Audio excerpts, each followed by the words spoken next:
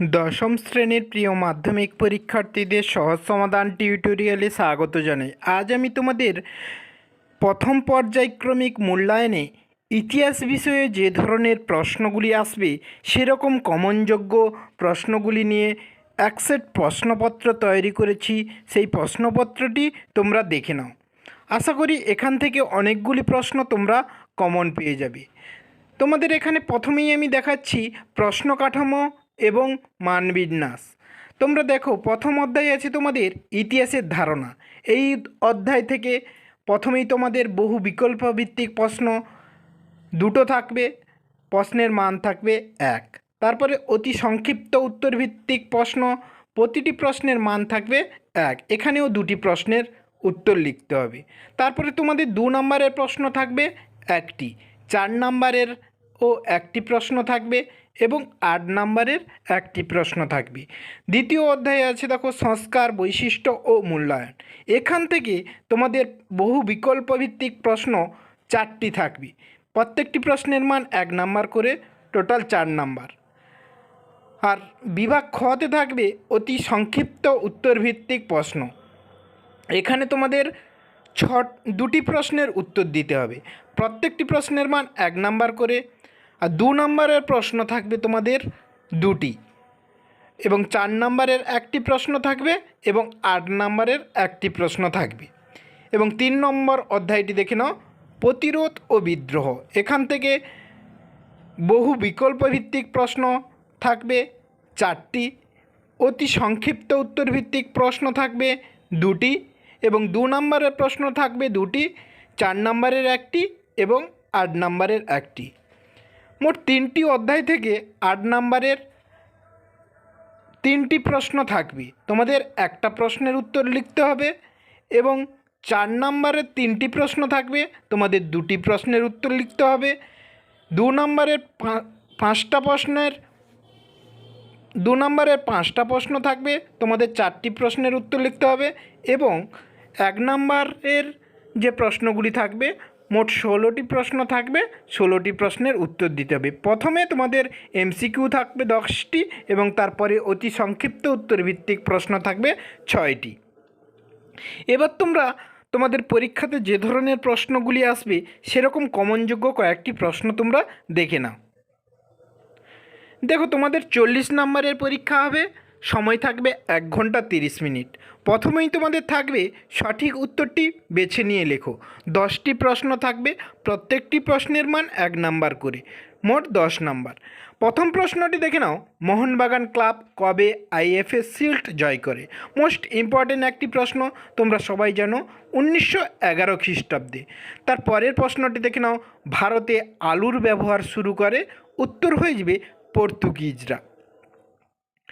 এরপরে তোমরা 3 নম্বর প্রশ্নটি দেখে নাও, বাংলার নবজাগরণ ছিল? এখানে উত্তর হয়ে যাবে কলকাতা কেন্দ্রিক। এর পরের প্রশ্নটি দেখে নাও, কলকাতা মেডিকেল কলেজ প্রতিষ্ঠার জন্য জমি দান করেন? এখানে উত্তর হয়ে যাবে মতিলাল শীল। এর পরের প্রশ্নটি দেখে নাও, বামাবোধিনী পত্রিকা বাংলার নারীদের অবস্থা তুলে ধরেছিল? 30 বছর, 40 বছর, 50 বছর, 60 বছর।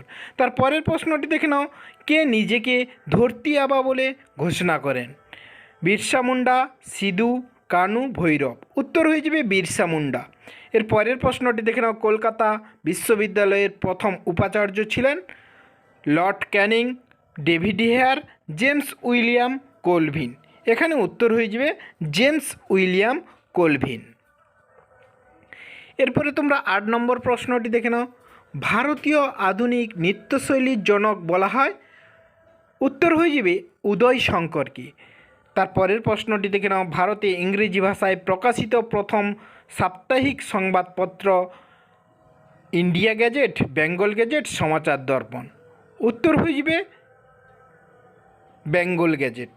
এর 10 নম্বর প্রশ্নটি দেখে নাও, বিপিনচন্দ্র পালের আত্মজীবনী 70 বছর প্রথম প্রকাশিত হয়? দেশ পত্রিকায়, সন্দেশ পত্রিকায়, প্রবাসী পত্রিকায়। তোমরা প্রশ্নটির উত্তর আমাকে কমেন্ট বক্সে জানিও। এরপরেই আছে দেখো, একটি বাক্যে উত্তর দাও। এখানে তোমাদের 6টি প্রশ্ন থাকবে, 6টি প্রশ্নের উত্তর দিতে হবে। প্রত্যেকটি প্রশ্নের মান 1 নাম্বার করে এখানে নাম্বার বিভাজনটি ভুল দেওয়া আছে, তোমরা এটা সংশোধন করে নেবে। প্রথম প্রশ্নটি দেখে নাও, কাকে মেদিনীপুরের লক্ষ্মীবাঈ বলা হয়? উত্তরটি হয়ে যাবে রানী শিরোমণিকে। তিনি ছিলেন কর্ণগড়ের, মেদিনীপুরের কর্ণগড়ের রানী। তার পরের প্রশ্নটি দেখে নাও, সরকারি নথিপত্র কোথায় সংরক্ষিত থাকে? মোস্ট ইম্পর্টেন্ট একটি প্রশ্ন। উত্তর হয়ে যাবে জাতীয় মহাফেজখানায়। তার পরের প্রশ্নটি দেখে নাও, দামিনী ই কোহ কথাটির অর্থ কী? উত্তর হয়ে যাবে পাহাড়ের প্রান্তদেশ। এর পরের প্রশ্নটি দেখে নাও, পথের পাঁচালী ছবির পরিচালক কে? উত্তর হয়ে যাবে সত্যজিৎ রায়। এর পরের প্রশ্নটি দেখে নাও, তিন কাঠিয়া ব্যবস্থা কোন বিদ্রোহের সঙ্গে যুক্ত? তারপরে 6 নম্বর প্রশ্নটি দেখে নাও, ল্যান্ড অফ কেকস কোন দেশকে বলা হয়? উত্তর হয়ে যাবে স্কটল্যান্ডকে। 7 নম্বর প্রশ্নটি দেখে নাও, উলগুলান কথার অর্থ কী?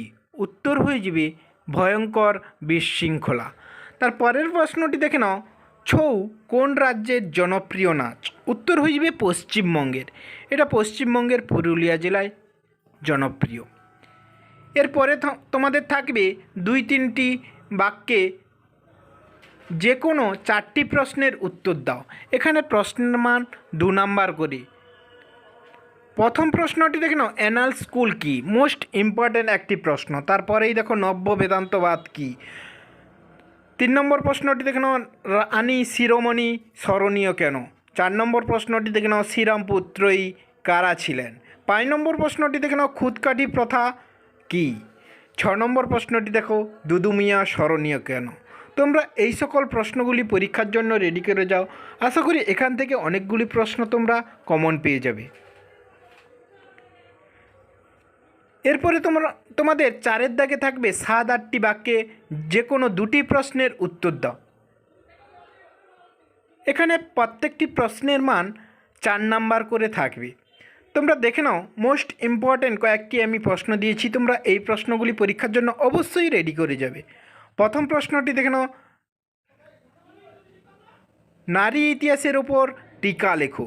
মোস্ট ইম্পর্ট্যান্ট একটি প্রশ্ন। তারপরের প্রশ্নটি দেখে নাও, ব্রিটিশ সরকার কেন অরণ্য আইন প্রবর্তন করেন? তারপরের প্রশ্নটি দেখে নাও, এদেশে চিকিৎসাবিদ্যার বিকাশে কলকাতা মেডিকেল কলেজের ভূমিকা বিশ্লেষণ করো। মোস্ট ইম্পর্ট্যান্ট একটি প্রশ্ন। তারপরের প্রশ্নটি দেখে নাও, শ্রীরামকৃষ্ণের সর্বধর্ম সমন্বয়ের আদর্শ ব্যাখ্যা করো। যেহেতু এর আগের পরীক্ষায় নব্য বেদান্তবাদ স্বামী বিবেকানন্দ পড়েছে, সেই জন্য তোমরা এই বছর মাধ্যমিক পরীক্ষার জন্য শ্রীরামকৃষ্ণের সর্বধর্ম সমন্বয় এর আদর্শ ব্যাখ্যা করো, এই প্রশ্নটি অবশ্যই পড়ে যাবে। এরপরে তোমাদের 5-এর দাগে দেখো, 15-16টি বাক্যে যে কোনো একটি প্রশ্নের উত্তর দাও। এখানে প্রশ্নের মান থাকবে 8 নাম্বার। প্রথম প্রশ্নটি দেখে নাও, নীল বিদ্রোহের কারণ কী ছিল? এই বিদ্রোহের ব্যাপকতা ও গুরুত্ব লেখো। 2 নম্বর প্রশ্নটি দেখে নাও, শিক্ষা বিস্তারে প্রাচ্যবাদী ও পাশ্চাত্যবাদী বিতর্ক কী? উচ্চশিক্ষার বিকাশে কলকাতা বিশ্ববিদ্যালয়ের ভূমিকা আলোচনা করো। মোস্ট ইম্পর্ট্যান্ট একটি প্রশ্ন। তারপরে 3 নম্বর প্রশ্নটি দেখে নাও, সাঁওতাল বিদ্রোহের কারণ ও গুরুত্ব লেখো। এই 3টি বড় প্রশ্ন তোমরা এই পরীক্ষার জন্য রেডি করে যাও। আশা করি এখান থেকে প্রশ্নগুলি কমন পেয়ে যাবে। আমি যে সকল প্রশ্নগুলি বললাম, এই সকল প্রশ্নগুলি মোস্ট ইম্পর্ট্যান্ট। ধন্যবাদ সবাইকে। তোমরা যারা আমার এই চ্যানেলটি সাবস্ক্রাইব করোনি, সাবস্ক্রাইব করে পাশে থাকা বেল আইকনটি প্রেস করে অল নোটিফিকেশনটি অন করে দাও, যাতে পরবর্তী ভিডিওগুলি পেতে সুবিধা হয়। ধন্যবাদ।